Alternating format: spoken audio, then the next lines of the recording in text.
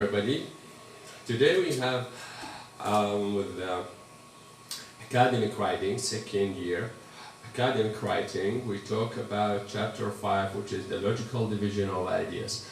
In the previous chapters we talked about the different types of writing.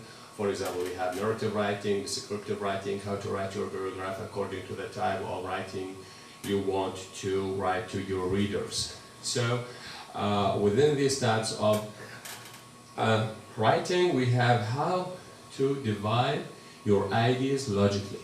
The process of dividing or sequencing your ideas is very important, the process of writing, because it leads the reader to imagine exactly what you say or what you describe, what you narrate, and so on. So in this chapter, the main points that we are going to talk about here: the logical division of ideas, coherence, using nouns and pronouns consistently, transition, signals, and some of the important points. So, the first one is the organization. Look, dear students, that how to organize your paragraph in a good way refers to the logical division of ideas pattern. This is very, very important. So, for example, in a chapter or in a paragraph, if I want to talk about a set of reasons, group of qualities, collection of principles, okay, I have to sequence them correctly in a logical way that leads the reader not to interrupt the reader in his thinking about these reasons or features or principles and so on. So sometimes we have within the first paragraph, for example, more than one type or one kind, one classification. Okay, maybe we have reasons, kinds, types, advantages, and so forth. So this means that we don't mix between them. I mention a reason, and then I mention a kind or type, and then I return again to refer to another reason, and so on. It's a matter of mixing things together. This is not possible in writing because it will be difficult for the listener to process the information given by the reader. So, this is what we talk about as logical division. It means that we make sequence, order, logical order for things in writing. So, if we have, for example, this sentence, a good boss has 3 qualities. Let us suppose that this is the topic sentence of the paragraph. Okay, you know that we have the other technique in writing paragraph, which is the supporting sentences that give details about the topic sentence. So now imagine that if the sentence is a good boss has 3 qualities, so the supporting sentences should mention what are these qualities. Okay, so you have to mention 3 qualities for the boss. Okay, so there are 4 main styles of Chinese food. So in the supporting sentences, we have to mention what are these 4 main types of food, Chinese food. Okay, now the first step is to list reasons, things, qualities, characteristics one by one. Okay, and don't mix between the different classifications or points in the paragraph. Okay, so now if I want to present the first reason, the first quality, and the second quality, and the third quality, I require certain expressions or words in order to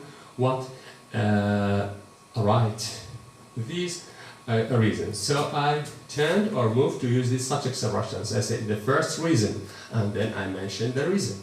The second reason, I mention the second reason. The third reason, and you see, in order to give indication or lead the reader that this is the first reason, this is the second reason, and so on. Or you have types: the first type, the second type, the third type, the first advantage, the second advantage, the final advantage. Or between sentences within the paragraph, I say the first reason. Okay, the second one, I don't say the second, I can say in addition. Or I say furthermore, also, moreover.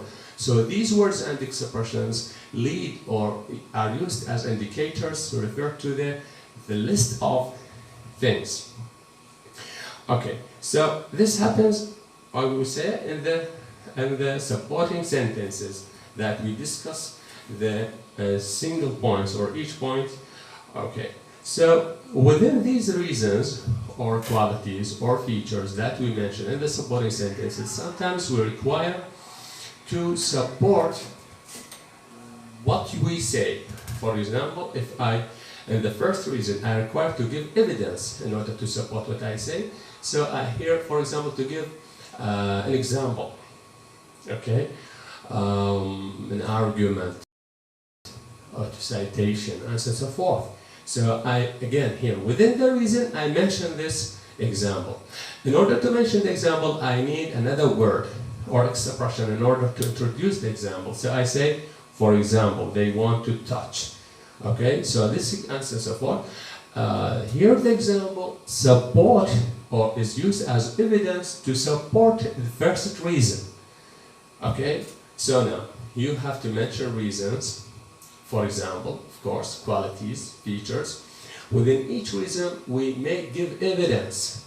Okay, so this is on one way. On the other hand, we have you mention the reasons, so you say the first reason, the second reason, third reason, and so on and so forth. Within the reason you want to mention an evidence, for example, you say, for example, for instance, and so on and so forth. Okay, after the supporting sentences, we have the concluding sentence. Okay, at the end of the paragraph, you have to give a concluding sentence. Okay, you have to summarize the idea and give what is the result about the topic sentence. Again, here we have certain expressions or words that we use in order to indicate the concluding sentence. So we say, for example, for all these reasons, to sum up in a brief. Okay, so here in general we have concerning the logical division of ideas. If you have more than one idea in the same paragraph, or it is one main idea, for example, I have an idea about the reasons for doing something. This is one idea. I want to talk about the types of this thing, so this is another idea. The features, this is the third idea. So when I come to discuss them, I discuss the first idea, which is concluding the ideas, the reasons. How many reasons? We have 3 reasons, so I have to mention all these 3 reasons. Then I move to talk about the second idea, which is, let us say, the types.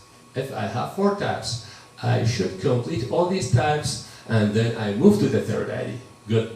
So this is the logical division of ideas. Within each idea, when I mention the types, I tend to use certain expressions or words. For example, the first, the second, the third, and so on and so forth.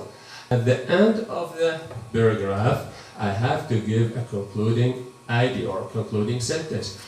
Again, here I have certain words or expressions to indicate the concluding sentence. So for example, I say, in a brief, to sum up, and so on, final, and so forth. We have different words. Okay, now, this is in general. What do we have within?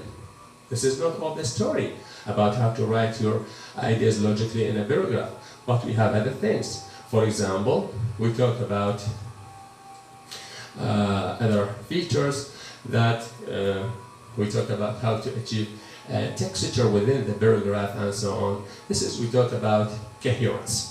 Okay, right now we summarize how to divide your logical ideas in a paragraph, and next lecture we are going to talk about how to connect or relate the paragraph together by means of coherence and unity of the paragraph. Thank you very much.